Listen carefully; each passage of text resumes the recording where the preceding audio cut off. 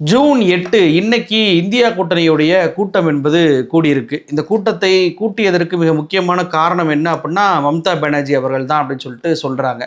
இந்த கூட்டத்தை பொறுத்த வரைக்கும் 23 கட்சிகள் இந்த கூட்டத்தில் கலந்துருக்கிறாங்க. அவங்களுடைய பட்டியல் வெளியா இருக்கு.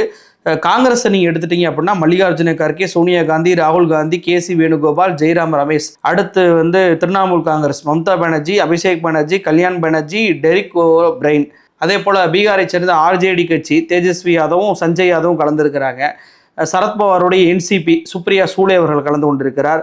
உத்தவ் தாக்கரேவுடைய யூபிடி, உத்தவ் தாக்கரே, ஆதித்யா தாக்கரே, சஞ்சய் ராவத், இந்த 3 பேருமே நேரில் வராமல் ஆன்லைனில் கலந்து கொண்டிருக்கிறாங்க. சிபிஐஎம் சார்பாக ஜான் பிரிட்டாஸ் கலந்துருக்கிறாரு.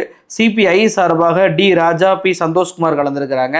சமாஜ்வாதி கட்சி சார்பாக அகிலேஷ் யாதவும் முஹிபுல்லா நத்வியும் கலந்துருக்கிறாங்க. ஜம்மு காஷ்மீரை சேர்ந்த நேஷனல் கான்ஃபரன்ஸ் கட்சியை சேர்ந்த உமர் அப்துல்லாவும் சாமி ஓபராயும் கலந்து கொண்டிருக்கிறாங்க. சிபிஐ எம்எல் தீபங்கர் பட்டாச்சாரியாவும் ரவிக்குமாரும் கலந்து கொண்டிருக்கிறாங்க. ஜார்க்கண்ட் முக்தி மோர்ச்சா சார்பாக ஹேமந்த் சோரன் முதலமைச்சர் ஆன்லைன் கலந்திருக்கிறார். ஐயுஎம்எல் சார்பாக சாதிக் தங்களும் குன்காலி குட்டியும் கலந்து கொண்டிருக்கிறாங்க. கேரளா காங்கிரஸ் எம் சார்பாக ஜோஸ் கே மணி கலந்து கொண்டிருக்கிறார். தமிழ்நாட்டில் எம்டிஎம்கே சார்பாக வைகோ, விசிகே சார்பாக திருமாவளவன் ரவிக்குமார், ஆர்எஸ்பி சார்பாக என்கே பிரேம்சந்திரன், அதே போல் கேரளா காங்கிரஸ் கட்சியை சேர்ந்த Francis George, all India forward bloc சார்பாக ஜி தேவராஜன், பிடிபி சார்பாக மெஹபூபா முக்தி, பிஏபி சார்பாக ராஜ்குமார் ராவத், அதே போல் peasants and workers parties of India சார்பாக ஜெயந்த் பட்டேல், லோக்தள் சார்பாக சுனில் சிங், இண்டிபெண்டாக கபில் சிபல், இவங்க அத்தனை பேரும் இந்த கூட்டத்தில் கலந்து கொண்டிருக்கிறாங்க. இந்த கூட்டத்தை பொறுத்த வரைக்கும் திமுக ஏற்கனவே புறக்கணிப்பதாக சொன்னாங்க. காங்கிரஸ் எங்களுக்கு செய்த அந்த துரோகத்தினால இந்த கூட்டத்தை நாங்கள் புறக்கணிக்கிறோம் என்று வெளிப்படையாகவே அறிவித்திருந்தாங்க. இந்த கூட்டத்தை திமுக மட்டும் புறக்கணிக்கல, இன்னொரு கட்சியும் புறக்கணிச்சிருக்கு. ஆம் ஆத்மி, டெல்லியை சேர்ந்த ஆம் ஆத்மி கட்சி அரவிந்த் கெஜ்ரிவாலும் இந்த கூட்டத்தை அவர் புறக்கணித்திருக்கிறார். சரி, இந்த கூட்டத்தில் திமுக புறக்கணிக்கும் போதே காங்கிரஸ் என்ன சொன்னாங்க? அதாவது திமுக பாஜக பக்கம் நெருங்குகிறது, இந்தியா கூட்டணி எப்படி இவங்க புறக்கணிக்கலாம், அப்போ இவங்களுக்கு கொள்கை கோட்பாடெல்லாம் எதுவுமே இல்லையா, திமுக பாஜகவோட மறைமுக டீல் போட்டுருச்சு அப்படின்ற அளவுக்கு மாணிக்கம் தாக்கூர்லேருந்து பல்வேறு காங்கிரஸ்காரர்கள் பேசியும் எழுதியும் வந்தாங்க. ஆனால் இன்னைக்கு காங்கிரஸுக்கு மிகப்பெரிய ஆப்பை இறக்கும் விதமாக இவங்க யாரை நம்பி மிகப்பெரிய ஒரு சமூக நீதி ஆட்சி அப்படின்னு சொல்லி புகழ்ந்து கொண்டிருக்கிறாங்களோ அந்த தாவேகா இந்த கூட்டத்தை புறக்கணித்திருக்கிறது. திமுக வரலனா என்ன, எங்களுக்கு தாவேகா இருக்கு அப்படின்னு சொல்லி சஞ்சய் ராவத்தை விட்டு காங்கிரஸ் பேச வச்சுச்சு. ஆனால் இன்னைக்கு அந்த தாவேகா இந்த கூட்டத்தில் கலந்து கொள்ளவே இல்லை. ஏற்கனவே காங்கிரஸுடைய அந்த கேரளா முதலமைச்சர் பதவியேற்பு விழாவில் விஜய் அழைத்தும் விஜய் போய் பங்கேற்கவே இல்லை. டெல்லியில் பிரதமர் மோடியை சந்திக்கிறாரு, நிர்மலா சீதாராமனை சந்திக்கிறாரு, ராகுல் காந்தி, சோனியா காந்தி சந்திக்கவே இல்லை. இத்தனைக்கும் பிரவீன் சக்கரவர்த்தி டெல்லிக்கு போய் ராகுல் காந்தி சந்திப்பதற்கு ஏற்பாடெல்லாம் பண்ணியிருந்தாரு. டெல்லி முழுக்க ராகுல் காந்தி விஜய்க்கு பேனர் வைக்கப்பட்டு விஜயை வரவேற்பதற்கு காங்கிரஸ்காரர்கள் தயாராக இருந்தாங்க.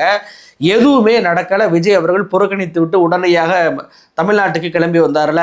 இப்போ இந்தியா கூட்டணியும் அவர் புறக்கணித்திருக்கிறார்.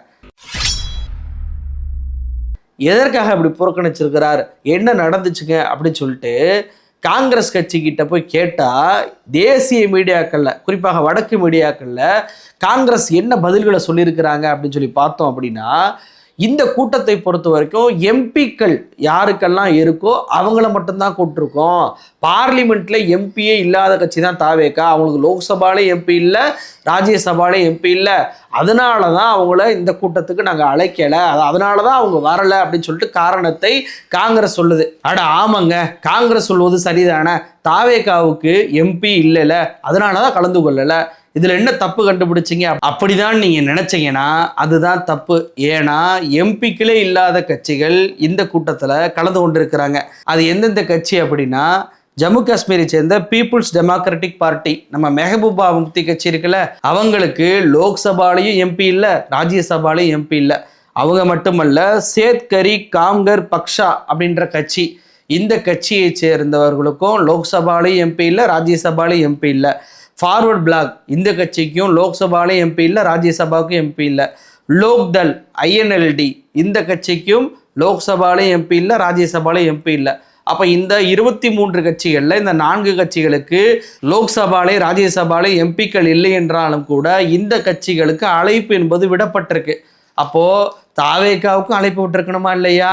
தாவேகாவுக்கு எம்பி இல்லைனாலும் கூட காங்கிரஸுடைய புது கூட்டாளியான தாவேகாவும் இந்தியா கூட்டணிக்கு அழைப்பு விட்டு பேசியிருக்கலாமா இல்லையா? ஏன் விஜய் அவர்கள் கலந்து கொள்ளவே இல்லை? விஜய் அவர்களை பொறுத்த வரைக்கும் பாஜகவை தீவிரமாக எதிர்க்கக்கூடிய எந்த விஷயத்திலையுமே இதுவரைக்கும் பிடி கொடுக்கவே மாட்டார்.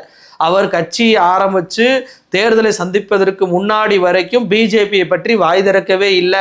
தேர்தலில் வெற்றி பெற்று ஆட்சி அமைத்த பின்பும் கூட பாஜகவை எதிர்க்கக்கூடிய எந்த விஷயத்திலையும் அவர் இருக்க மாட்டாரு. அது வந்தே மாதர் விஷயமா இருக்கட்டும், பக்ரீத்தில் மாடு அறுக்கக்கூடாது அப்படின்ற தீர்ப்பை நாங்கள் நிறைவேற்றிட்டோம், கேஸ் போட்டிருக்கோம் அப்படின்னு சொல்லிட்டு உயர்நீதிமன்றத்தில் போய் மனு போட்டதாக இருக்கட்டும், அதே போல் 100 நாள் வேலை திட்டத்திற்கு பாஜக அதில் பாதாளத்தில் நமக்கு நிதி கொடுத்தாலும் கூட வாய் திறக்காமல் இருந்ததாக இருக்கட்டும், நம்ம மாநிலத்தில் நம்ம காவல்துறை யார் மேல வழக்கு போடணும் அப்படின்ற முடிவை நாம எடுக்கணும். ஆனா ஈடி வழக்கு போட சொன்னது அப்படின்றக்காகவே ஈடிக்கு அனுமதி என்பது கொடுத்து இப்ப நேரு மேல எஃப்ஐஆர் என்பதை போட்டிருக்கிறதாகட்டும், இப்படி மாநில உரிமைகளை விட்டு கொடுப்பதிலிருந்து பாஜக சார்ந்து எந்த விஷயத்தையுமே ஓங்கி பேச மாட்டாரு விஜய் அவர்கள்.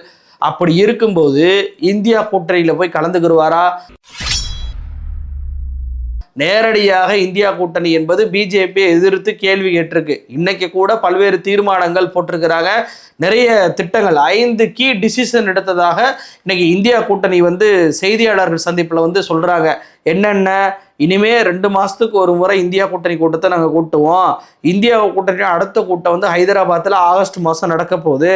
நீட்டு சிபிஎஸ்இ தேர்வு குளறுபடிகளை பொறுப்பேற்று ஒன்றிய கல்வி அமைச்சர் தர்மேந்திர பிரதான் அவர் ராஜினாமா பண்ணணும். மக்கள் பிரச்சனைகளை நாடாளுமன்றத்திற்கு உள்ள நம்ம பேசுவதற்கு தினமும் நாம மீட்டிங் போட்டு ஒற்றுமையாக நம்ம செயல்படணும். எஸ்ஐஆர் குளறுபடிகளை சிஜேஐக்கு ஒரு கடிதமாக எழுதி இந்த ஓட்டு திருட்டு பற்றி விசாரிப்பதற்கு நடவடிக்கை எடுக்கப்படும். பொருளாதார நெருக்கடி இப்போ ஏற்பட்டிருக்கு, விலைவாசி உயர்வு ஏற்பட்டுட்டு போயிட்டு இருக்கு, விவசாய பிரச்சனை ஏற்பட்டிருக்கு, நாட்டில் நடக்கக்கூடிய இன்ன பிரச்சனைகள் அத்தனையுமே அனைத்து கட்சி கூட்டத்தை கூட்டி பேசணும். இதற்கு பிரதமரே அனைத்து கட்சி கூட்டத்தை கூட்டணும் அப்படின்னு சொல்லிட்டு 5 வகையான விஷயங்களை இந்த கூட்டத்தில் முடிவு எடுத்திருக்கிறாங்க இந்தியா கூட்டணி. இந்த 5 விஷயத்திலையும் விஜய் அவர்கள் உடன்படுவாரா? உதாரணத்துக்கு நீட்டோடைய அந்த பேப்பர் லீக்கே அவர் வாய் திறக்கவே இல்லை. ரொம்ப நேரம் கழிச்சு எல்லோரும் கண்டித்த பிறகுதான் இவர்கிட்ட அறிக்கையே வந்துச்சு. அதுவும் நீட் தேர்வு தேவைதானா அப்படின்னு இருந்ததை தவிர நீட் பேப்பர் லீக் ஆகியிருக்கே, ஒன்றிய அரசுக்கு ஒரு தேர்வை கூட நடத்த தெரியாதா, ஒன்றிய கல்வி அமைச்சர் ராஜினாமா பண்ணுவாரா அப்படின்ற கேள்வியெல்லாம் விஜய் கேட்டாரா அப்படின்னு சொல்லி கேட்டா இல்லை. அப்போ இந்த பாயிண்ட்ல அவர் எப்படி வருவார்? எஸ்ஐஆரை பொறுத்த வரைக்கும் அதை இம்ப்ளிமெண்ட் பண்ணும்போதே மிகப்பெரிய அளவுக்கு எதிர்ப்பு தெரிவிக்க அவர் தான் விஜய். எஸ்ஐஆருக்கு எதிர்ப்பு தெரிவிக்கிறேன் அப்படின்னு சொல்லிட்டு மீட்டிங் நடத்தி திமுகவினர் தான் திட்டிக்கிட்டு இருந்தாங்க அந்த கட்சியினர். அப்போ எஸ்ஐஆருக்கு எதிராக, ஓட்டு திருட்டுக்கு எதிராக தலைமை நீதிபதிக்கு ஒரு கடிதத்தை அனுப்புவோம் அப்படின்னு சொன்னா விஜய் ஏற்றுக்கொள்வாரா? பிஎம் மோடி எதிர்த்து அவரை வச்சு அனைத்து கட்சி கூட்டத்தை கூட்டணும், அதுவும் நாட்டில் நடக்கக்கூடிய அத்தனை பிரச்சனைகளையும் சொல்லி இந்த கூட்டத்தை கூட்டணும் அப்படின்னு சொன்னா விஜய் அவர்கள் ஏற்றுக்கொள்வாரா? விஜயே லட்டு மாதிரி கிடைச்ச ராஜ்யசபா சீட்டை முதல் எம்பியாக தாவேகாவோட எம்பியை ராஜ்யசபாவுக்கு அனுப்பியிருக்கலாம், மாநிலங்களவைக்கு அனுப்பியிருக்கலாம். ஆனால் அந்த சீட்டை போட்டியிட்டோம்னா பிஜேபியை நேரடியாக எதிர்க்கணும், பிஜேபி கொண்டு வரக்கூடிய மசோதாக்களை எல்லாம் எதிர்த்து ஓட்டளிக்கணும், அந்த மசோதா வாக்கெடுப்பின் போது நம்மளுடைய கட்சியுடைய கருத்து என்ன அப்படின்றத அங்கே வெளிப்படுத்தணும். இப்போ மோடி அமித்ஷாவை வெளிப்படையாக எதிர்க்கக்கூடிய துணிச்சல் நமக்கு கிடையாது. அப்படி எதிர்த்தோம்னா நம்மளுடைய குட்டு அம்பலப்பட்டு போயிடும், எதிர்க்கலனாலும் குட்டு அம்பலப்பட்டு போயிடும். நம்ம அங்கேயும் மௌனமாக, எப்படி சட்டமன்றத்தில் மௌனமாக உட்கார்ந்தோமோ அது மாதிரி நாடாளுமன்றத்தில் மௌனமாக உட்கார முடியாது. நாம் அன்புமணி ராமதாஸை போல ஆப்சண்டே ஆகிக்கிட்டே இருந்தாலுமே தமிழ்நாட்டு மக்கள் நம்ம பார்த்து கேள்வி கேட்பாங்க, ஏன்னா நம்ம ஆளுங்கட்சி. அப்போ நம்ம என்ன பண்ணுறது? பேசாமல் ஒரு காங்கிரஸுக்கு இந்த ராஜ்யசபா சீட்டை தள்ளி விட்டுறலாம் அப்படின்னு சொல்லி தான் காங்கிரஸுக்கு இந்த சீட்டை தள்ளி விட்டாரு விஜய் அவர்கள். அப்போ தன் கட்சிக்கு ஒரு எம்பி பதவி கிடைத்தாலும் கூட அது பிஜேபியை எதிர்த்து பேச வேண்டிய சூழல் வரும் என்பதற்காகவே இவர் ராஜ்யசபா சீட்டு தள்ளி விட்டாரு.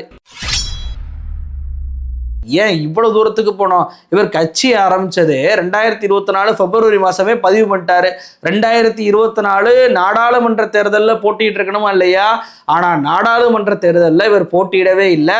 யாருக்கு ஆதரவு என்பதையும் வெளிப்படையாக அறிவிக்கவே இல்லை. பிஜேபி மோடிக்கு எதிராக ஒரு வார்த்தையை கூட, துளி வார்த்தையை கூட விடாதவர் தான் விஜய் அவர்கள். அப்படிப்பட்ட விஜய் அவர்கள் கட்சி ஆரம்பிச்சதுலேருந்து இன்று வரைக்கும் பிஜேபி எதிர்க்காத விஜய் அவர்கள் இந்த இந்தியா கூட்டணியில போய் கலந்து கொண்டு, நான் பிஜேபியோட எதிர்ப்பாளன், டெல்லிக்கே நான் வந்து மார்க் பண்ணுவேன் அப்படின்னு சொல்லிட்டு தன்னுடைய நிலைப்பாட்டை காமிப்பாரா? அவர் போக வேணாங்க, புஷி ஆனந்த் அனுப்பி வச்சிருக்கலாம், ஆதவ அர்ஜுனா அனுப்பி வச்சிருக்கலாம், சிடிஆர் நிர்மல்குமார் அனுப்பியிருக்கலாம், குறைஞ்சபட்சம் அருண்ராஜா தான் அனுப்பி வச்சிருக்கலாம், இல்லை கட்சி நிர்வாகி யாராவது அனுப்பி வச்சிருக்கலாம். யாருமே போகவில்லை இன்னைக்கு இந்தியா கூட்டணிக்கு. காங்கிரஸுக்கு தான் இது மிகப்பெரிய செருப்படி, ராகுல் காந்திக்கு தான்.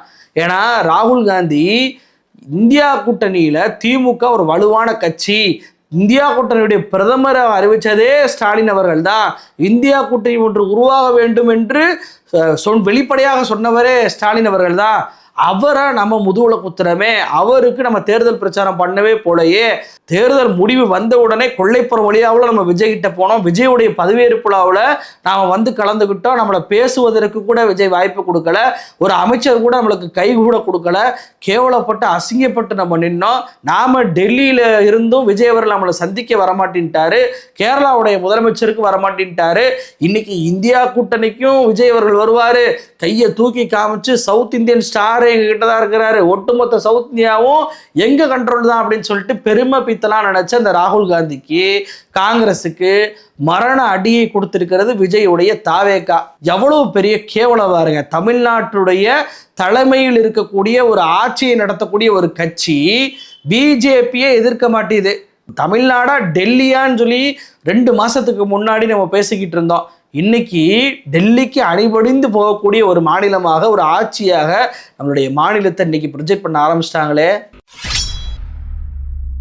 இதுல ஒரு கொடுமையான விஷயம் என்ன தெரியுமா?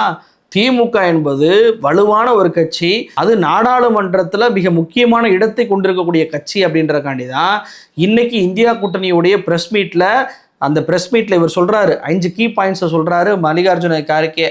உடனடியாக பத்திரிகையாளர்கள் திமுக வந்து ஏன் கலந்து கொள்ளல, ஏன் அவங்க வரல, காரணத்தை சொல்லுங்க அப்படின்னு சொல்லி கேட்கும் போதே தன்யவாத் அப்படின்னு சொல்லிட்டு முடிச்சுட்டு வேக வேகமாக கிளம்புறாரு நம்ம மல்லிகார்ஜுன கார்கே.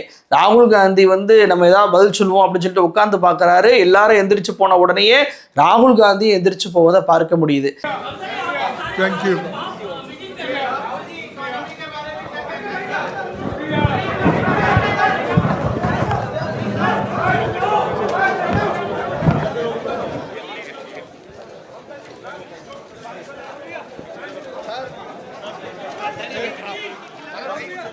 இது ப்ரெஸ் மீட்டா? நீங்கள் சொல்லக்கூடிய அந்த கீ நோட்ஸை, அந்த டிசிஷனை நாங்கள் இப்படி எடுத்திருக்கோம் அப்படின்னு சொல்லிட்டு ஒரு ப்ரெஸ் ரிலீஸை வந்து பேப்பர் மட்டும் கொடுத்துட்டு போயிட வேண்டியதானே? எதற்காக அங்கே அவ்வளவு பெரிய ப்ரெஸ் மீட்டுக்கு அரங்கத்தை நீங்கள் ஏற்பாடு பண்ணியிருந்தீங்க? எதற்காக அத்தனை மீடியாக்களை நீங்கள் வர சொல்லியிருந்தீங்க? முதல் கேள்வியை எதிர்கொள்ள முடியாமல் பாதியிலே ப்ரெஸ் மீட்டை ரத்து பண்ணிட்டு ஓடக்கூடிய வேலையில் ஏன் செய்கிறீங்க? நீங்கள் யாரை நம்புனீங்களோ அந்த கட்சி உங்களை முதுகுல குத்தி இருக்கிறது.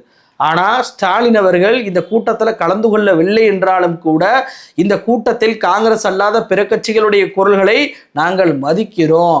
அவங்க எடுக்கக்கூடிய முடிவுகளுக்கு, அவங்களுடைய குரல்களுக்கு நாங்கள் ஒன்றாக அவங்களுக்கு அந்த போராட்டத்தில் கலந்து கொள்வோம். பாஜக கொண்டு வரக்கூடிய அத்தனை நிலைப்பாடுகளுக்கும் எதிராக நாங்கள் எங்களுடைய குரலை பதிவு செய்வோம் அப்படின்னு சொல்லிட்டு தெளிவாக அறிக்கை விட்டாங்க திமுக.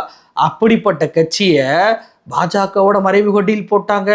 பாஜக தான் வந்து பார்த்தீங்கன்னா உதயநிதி அமைதியாக இருக்கிறார், அதை பேசாம இருக்கிறார், இதை பேசாம இருக்கிறார், திமுக வந்து பாஜக பக்கம் போக போகுது அப்படின்னு சொல்லி மாணிக்கம் தாக்கூர் போன்ற மோசமான அரசியல்வாதிகள் இன்னைக்கு இப்படிப்பட்ட ஒரு விஷயத்தை நெரேட்டிவை செட் பண்றாங்க.